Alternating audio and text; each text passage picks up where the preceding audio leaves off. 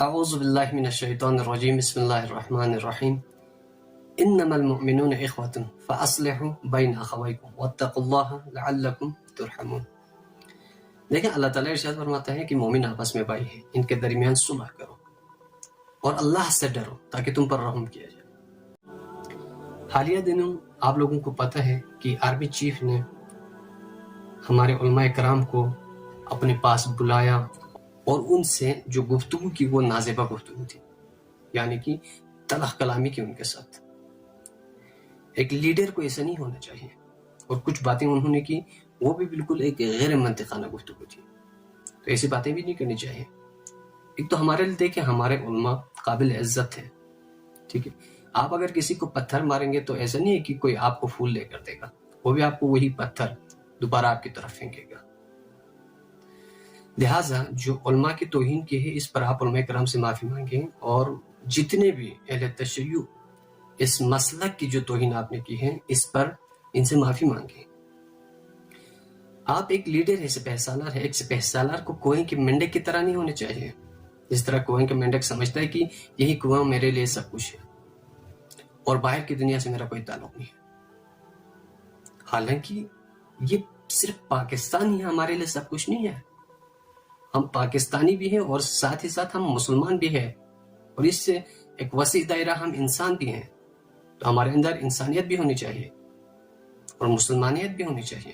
تو جہاں کسی مسلمان پر ظلم ہو رہا اور ایک مسلمان جو عالم کفر کے خلاف ڈٹ کر کھڑا ہو، مقابلہ کر رہا ہو، کیا اس کی تعریف کرنا، کیا اس کے ساتھ کھڑا ہونا، اس کی آواز میں لانا جرم ہے؟ آپ کا یہ کہنا کہ اگر ایران کے ساتھ آپ کو اتنا ہمدردی ہے تو ایران چلا جائے، تو یہ فیصلہ آپ نہیں کریں گے، یہ فیصلہ ہم کریں گے۔ ہم یہاں کے اصلی وارث ہیں، پاکستان کے اصلی وارث تو ہم ہیں، ہم نے فیصلہ کرنا ہے۔ آپ نے تو عہدے پر بیٹھنا ہے اور عہدے سے جب فارغ ہوں گے تو آپ نے چلا جانا ہے۔ ہم نے یہی رہنا ہے، ہم نے اس وطن کے لیے قربان ہونا ہے، لہٰذا ایسی باتیں نہیں کرنی چاہیے۔ ایک سپہ سالار کو یہ زیب نہیں دیتا، ٹھیک ہے، آپ اس کنویں سے نکلیں جس میں آپ کی ذہنیت پھنسی ہوئی ہے، اور نکل کرتے کہ باہر کی دنیا کو یہاں ہماری ذمہ داری کیا بنتی ہے۔ ہر مظلوم کے لیے آواز اٹھانا ایک مومن اور ایک مسلمان کے لیے فرض ہے، اور ہر جو حق پر کھڑا ہے اس شخص کے لیے آواز بلند کرنا ہر باشعور شخص کی ذمہ داری ہے۔ ظالم کے خلاف ڈٹ کر کھڑا ہونا یہ بھی ایک باشعور اور بہادر شخص کی علامت ہے۔ جو کسی کا توق اس کے گلے میں نہ ہو تو وہ ضرور اس ظالم کے خلاف آواز بلند کرے گا، اس مظلوم کا ساتھ دے گا، ٹھیک ہے۔ ابھی دیکھیں ایران ہی ہے جو اسلام کا علم اٹھایا ہوا ہے، ورنہ عرب ممالک تو آپ کے سامنے ہیں کہ یہ سب لیٹے ہوئے یہودیوں کے سامنے ان کو اپنے ممالک میں بیسس دے رہے ہیں، اس لیے تاکہ وہ ایک اسلام کا بازو جو ڈٹ کر کھڑا ہے ظالم کے خلاف اس کو ختم کیا جائے، لیکن وہ اپنے ان ناپاک ارادوں میں اب تک ناکام ہے۔ انشاءاللہ جو بھی حق کے خلاف کھڑا ہوگا وہ نیست و نابود ہوگا، چاہے وہ عرب ممالک ہو جو کہ ابھی اسرائیل اور امریکہ کا اعلی کار بنا ہوا ہے، یا پھر وہی استعمار جو کہ امریکہ اور اسرائیل ہے۔ تو یہاں پر آپ کا اگر ایک واضح پیغام اور ایک کھلم کھلا آپ کا موقف نہیں ہے تو پھر آپ مظلوم کے لیے آواز بلند کرنے والوں کے خلاف ایسا مہم نہ چلائیں۔ آپ کی ذمہ داری ہے کہ عوام کو اکٹھا کرنے کی کوشش کریں ایسے سچویشن میں، نہ کہ عوام کو ایک دوسرے سے جدا کریں، اور خاص کر آپ خود کو متنازع شخصیت بنا رہے ہیں شیعہ مسلک کے سامنے۔ مسلمانوں کی مثال ایک جسم کی مانند ہے، اگر جسم کے کسی ایک حصے کو درد ہو تو پورا جسم بے چین رہتا ہے۔ آپ حافظ قرآن بھی ہے لوگ کہتے ہیں، تو اس کے باوجود آپ کا یہ کہنا کہ اگر مظلوموں کے ساتھ ہمدردی ہے تو وہاں چلا جائے، یہاں نہ رہے۔ یہ وطن ہمارا ہے، اس مٹی کے لیے ہمارے نوجوانوں نے قربانیاں دی ہے، پاک فوج ہماری ہے، پاک فوج میں ہمارے نوجوان شہید ہوئے ہیں اس وطن کی خاطر۔ اب آپ ہمیں کہیں گے کہ یہاں سے چلا جائے، جنہوں نے قربانی دی ہے وہ چلا جائے، اور جو عہدوں پر بڑے عہدوں پر عیش و عشرت کر رہے ہیں وہ یہاں وطن کے مالک بنیں گے؟ لہٰذا ایسی باتیں نہ کریں، قوم کو تقسیم کرنے کی باتیں نہ کریں۔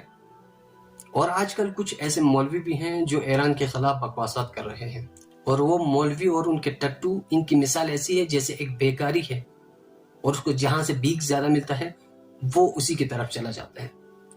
تو یہ بھی ابھی دیکھیں، ان کا کوئی خاص نظریہ نہیں ہوتا. ان کا مقصد مظلوم کی حمایت میں نکلنا نہیں ہوتا. ان کا مقصد ظالم کے خلاف آواز بلند کرنا نہیں ہوتا، بلکہ ان کا مقصد صرف پیسہ پیسہ پیسہ ہے. بس یہ لوگ بکنے والے لوگ ہیں.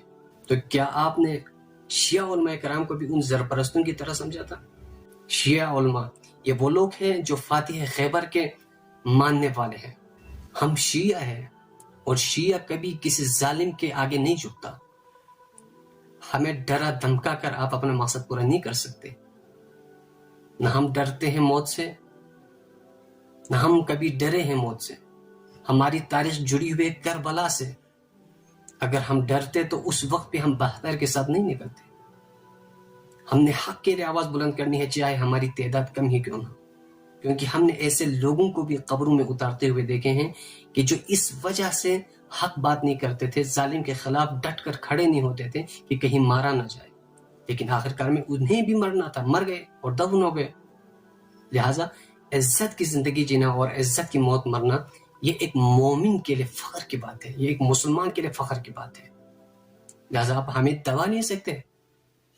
لہٰذا آپ ان دھمکیوں کے ذریعے ہمارے علماء کرام کو نہیں دبا سکتے، ہمارے اس قوم کو نہیں دبا سکتے.